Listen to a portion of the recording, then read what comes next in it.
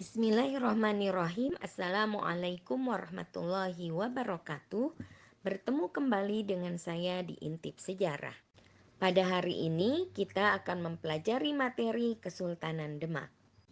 Kesultanan Demak berlokasi di Demak, Jawa Tengah, merupakan kesultanan Islam pertama dan terbesar di pantai utara Jawa.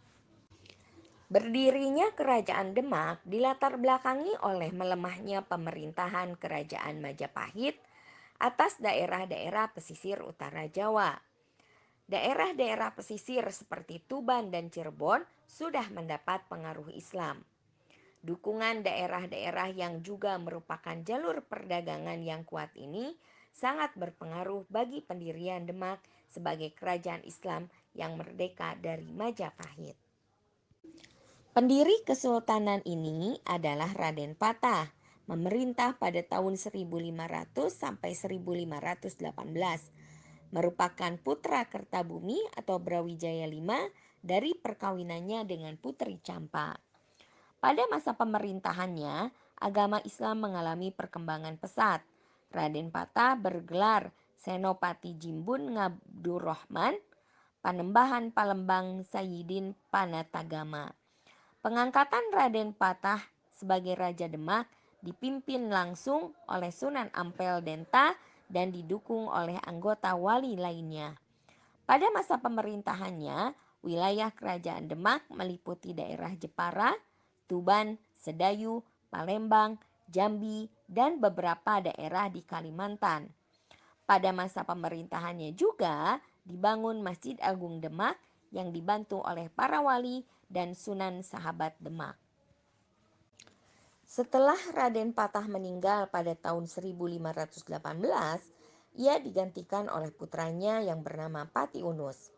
Pati Unus hanya memerintah tidak lebih dari 3 tahun. Ia meninggal dunia pada tahun 1521 dalam usahanya mengusir Portugis dari kerajaan Malaka. Pengganti Adipati Unus adalah Sultan Trenggono. Sultan Trenggono menjadi Raja Demak ketiga dan merupakan Raja Demak terbesar. Berkuasa di Kerajaan Demak dari tahun 1521 hingga 1546.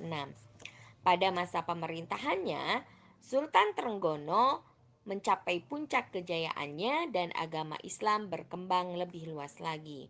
Sultan Trenggono mengirim Fathahilah ke Banten dan dalam perjalanannya ke Banten, Fathahilah singgah di Cirebon untuk menemui Sarip Hidayatullah atau Sunan Gunung Jati.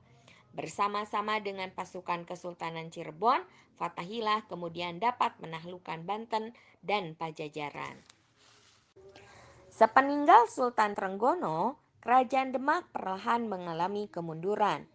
Hal ini dilatar belakangi adanya perpecahan di antara saudara atau adanya konflik perebutan tahta di antara anggota keluarga kesultanan. Pengganti dari Sultan Trenggono adalah Pangeran Sedolepen yang merupakan saudara Trenggono yang kemudian akhirnya dibunuh oleh anak Trenggono sendiri yang bernama Pangeran Prawoto. Konflik dan perebutan kekuasaan terus berlanjut, di mana putra Sedolepen bernama Aryo Panangsang membunuh Prawoto. Hal ini membuat murka Jakatingkir sebagai iparnya Sedolepen dan para sesepuh kesultanan, terutama Ki Gede Pamanahan dan Ki Panjawi. Arya Panangsang kemudian dikalahkan oleh Jakatingkir dan tahta Demak jatuh ke tangannya. Jakatingkir kemudian menjadi raja kerajaan Demak dengan gelar Sultan Hadiwijaya. Ia kemudian memindahkan pusat kerajaan Demak ke daerah Pajang.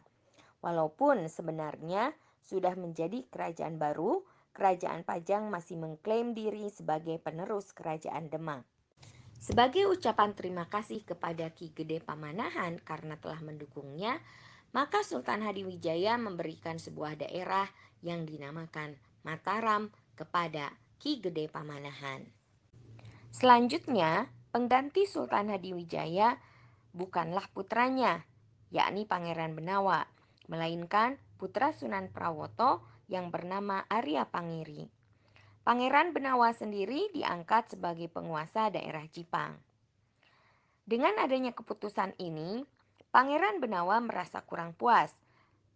Maka akhirnya Pangeran Benawa pun kemudian minta bantuan kepada Sutawijaya, putra Ki Ageng Mataram, untuk merebut kembali tahta kerajaan Pajang, dan pada tahun 1588 Sutawijaya dan Pangeran Benawa berhasil merebut kembali tahta kerajaan Pajang dan menjadi bagian kekuasaan kerajaan Mataram. Demikian materi pada hari ini, sampai bertemu kembali pada materi berikutnya.